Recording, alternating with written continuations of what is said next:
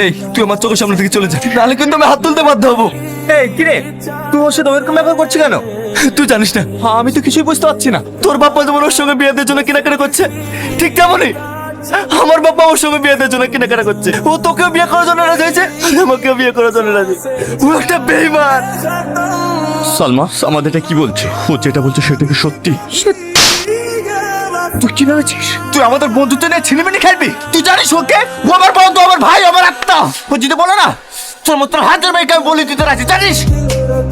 ছি চালবাচ্ছি, আমি তোমাকে খুব ভালো মেয়ে ভেবেছিলাম, কিন্তু না, তুমি একটা নোংরা মেয়ে। থাক মা, ওকে কিছু বলতো।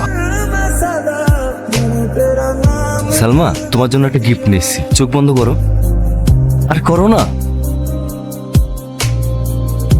এবার চোখটা খোলো।